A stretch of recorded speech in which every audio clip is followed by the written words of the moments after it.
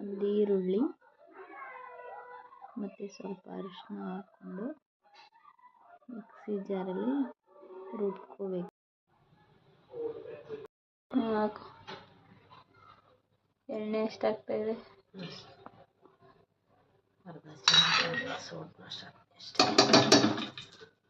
ಅರ್ಧ ಸೋಟು ಎಣ್ಣೆ. ಅರಿಶಿನ, ಈರುಳ್ಳಿ ಪೇಸ್ಟ್ ಹಾಕ್ತೀನಿ.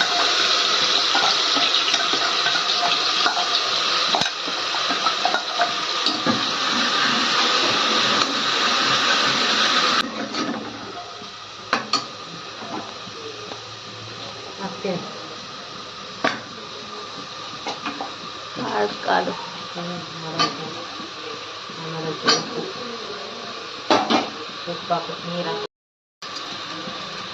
ಸ್ವಲ್ಪ ಉಪ್ಪು,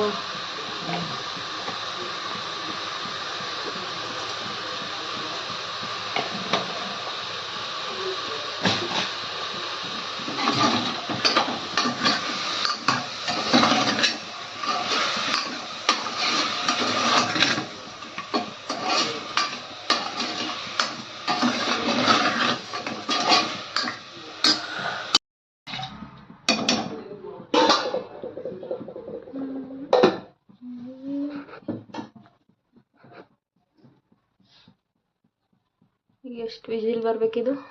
ಒಂದು 7-8 ಬರಬೇಕು. 7-8 ಬೆಂದು ಚೆನ್ನಾಗಿ ಬೇಯಬೇಕಾ?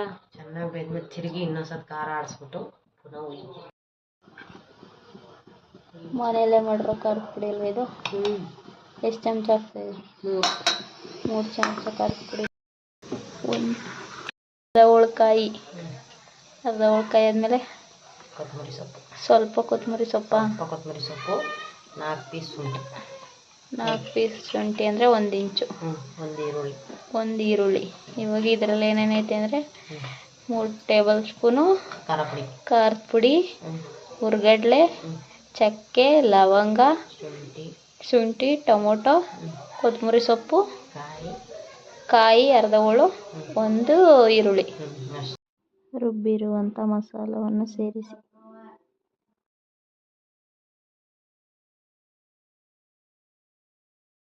ಈಗ ಏನಾಕಿದೆ ಹೇಳು?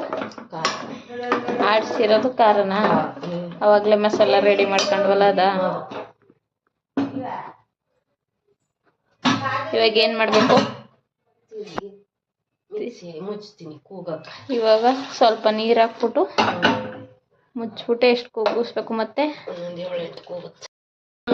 7-8.